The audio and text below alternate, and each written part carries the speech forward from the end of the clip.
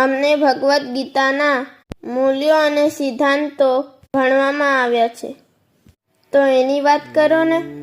શ્રીમદ ભગવદ્ ગીતા વિશે પ્રાથમિક પરિચય મેળવીએ. શ્રીમદ ભગવદ્ ગીતા એ મહાભારતનો જ એક ભાગ છે અને મહાભારતના સર્જક એટલે વેદવ્યાસ. તો મહર્ષિ વેદવ્યાસ આજથી 5000 વર્ષ પહેલા થઈ ગયા. એમનું મૂળ નામ હતું કૃષ્ણ દ્વૈપાયન. કૃષ્ણ એટલે શ્યામ, કાળા, એટલે તો આપણે કૃષ્ણ ભગવાન કહીએ છીએ ને, જે કાળા હતા. અને દ્વીપ એને કહેવાય કે એવી જમીન કે જે ચારે તરફ પાણીથી ઘેરાયેલી હોય, એને દ્વીપ કહેવાય. તો મહર્ષિ વેદવ્યાસનો જન્મ એક દ્વીપ પર થયો હતો, એટલે તે કૃષ્ણ દ્વૈપાયન કહેવાયા. અને પછી તેમણે વેદોનો વિસ્તાર કર્યો, વેદોનું સંકલન કર્યું, એટલે તેમનું નામ વેદવ્યાસ પડ્યું. એમના માટે આ સ્તુતિ ખૂબ જ પ્રચલિત છે. નમોસ્તુતે વ્યાસ વિશાલ બુદ્ધે ફુલ્લાર વિંદાય યતપત્ર નેત્ર યેન ત્વયા ભારત તૈલપૂર્ણ પ્રજ્વાલિતો જ્ઞાનમય પ્રદીપ. એટલે કે હે વ્યાસ, તમને નમસ્કાર હોજો. તમારી બુદ્ધિ ખૂબ જ વિશાળ છે, એટલે કે તમે ખૂબ હોશિયાર છો. ખીલેલા કમળના પત્ર જેવા તમારા નેત્ર છે અને તમે જ્ઞાનથી ભરેલા મહાભારત રૂપી દીપકને પ્રજ્વલિત કર્યો છે. તમે મહાભારતની રચના કરી છે. વેદવ્યાસે ઘણું બધું સર્જન કર્યું છે અને આખા સમાજને નીતિના માર્ગ તરફ દોરનારું પણ છે. બ્રહ્મસૂત્ર, 18 પુરાણ અને મહાભારતની રચના કરી છે. અને તમને ખબર છે, મહાભારત માટે કહેવાય છે કે યન્ન ભારતે તન્ન ભારતે, એટલે કે જે મહાભારતમાં નથી તે બીજે ક્યાંય નથી. મહાભારતમાં 18 પર્વ છે. પર્વ એટલે એક ભાગ, અને 18 પર્વમાં બીજા ઘણા બધા અધ્યાય છે. અધ્યાય એટલે એક ચેપ્ટર. અને આ મહાભારતમાં કુલ શ્લોક 1,00,000 જેટલા છે. અને તેના લહિયા ગણપતિ ભગવાન છે. લહિયા કોને કહેવાય? લહિયા એટલે આપણે બોલીએ અને કોઈ એ લખી આપે, તો જે લખે એને લહિયા કહેવાય. મહાભારતની વાર્તા તો તમને બધાને ખબર જ છે. જેમ કે હસ્તિનાપુરમાં રાજા શાંતનુ હતા. એમને 3 પુત્રો હતા, ભીષ્મ, ચિત્રાંગદ અને વિચિત્રવીર્ય. ભીષ્મ તો બ્રહ્મચારી હતા અને ચિત્રાંગદનું મૃત્યુ એક યુદ્ધમાં વહેલા થઈ ગયું હતું. તો પછી વિચિત્રવીર્યના 3 પુત્રો હતા. ધૃતરાષ્ટ્ર, જે આંખે અંધ હતા, બીજા પાંડુ અને ત્રીજા વિદુર. ધૃતરાષ્ટ્રને 100 પુત્ર હતા, એ 100 કૌરવો કહેવાયા. અને પાંડુને 5 પુત્રો હતા, જે 5 પાંડવો કહેવાયા. પાંડવોના નામ ખબર છે? હા, મને ખબર છે. યુધિષ્ઠિર, ભીમ, અર્જુન, નકુલ અને સહદેવ. અને કૌરવો દુર્યોધન, દુશાસન વગેરે 100 પુત્રો.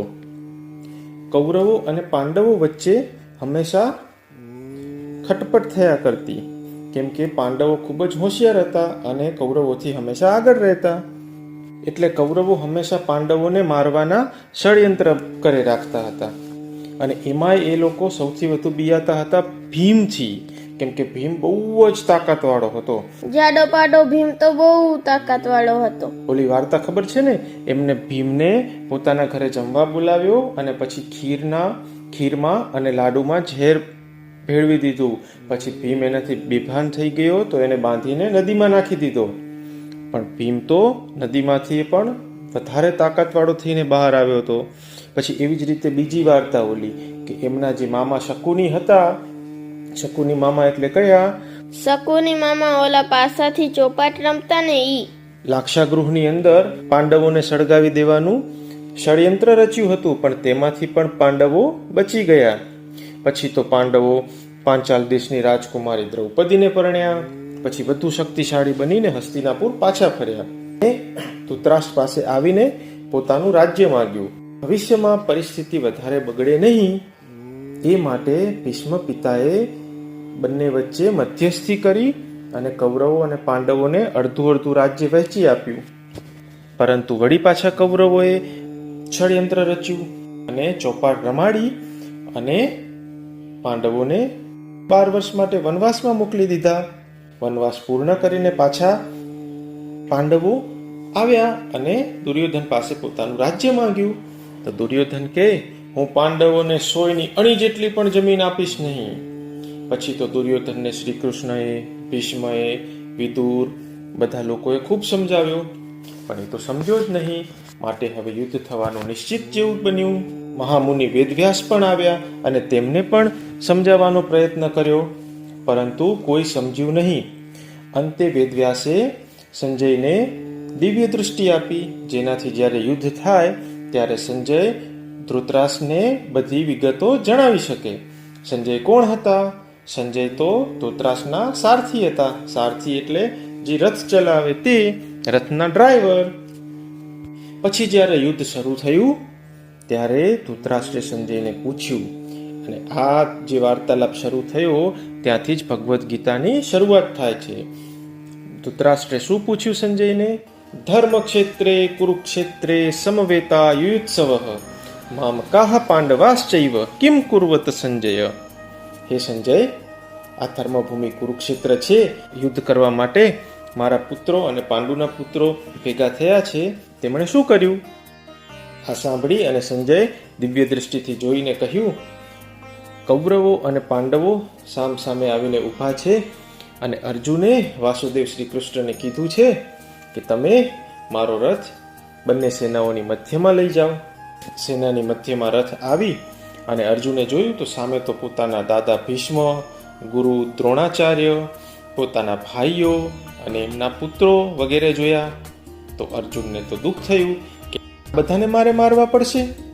એવા દુઃખ સાથે પોતે ગાંડીવ ધનુષ્ય નાખી દીધું, પરસેવે રેબઝેબ થઈ ગયો અને શસ્ત્રો હેઠા મૂકી દીધા.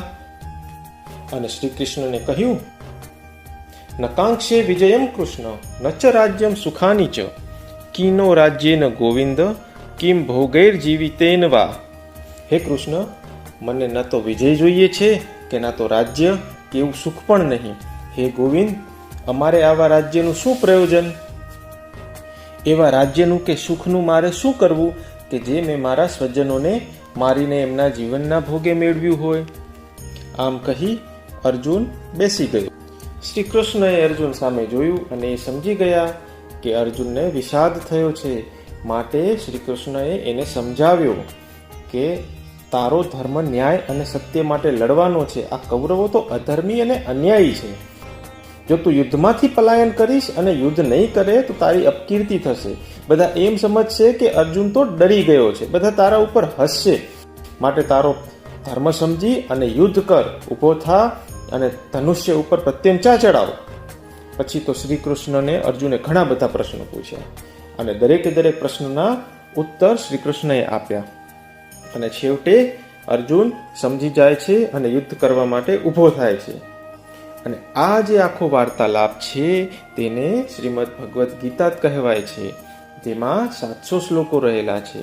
અને એટલા માટે જ ભગવદ્ ગીતા માટે કહેવાયું છે ને કે સર્વોપનિષદો ગાવો દુગ્ધા ગોપાલ નંદન પાર્થો વત્સઃ સુધીર ભોક્તા દુગ્ધમ ગીતામૃતમ મહત. સર્વે ઉપનિષદ ગાયો છે. ગોપાલ નંદન શ્રી કૃષ્ણ તેના દોહનારા છે. અર્જુન વાછરડો છે.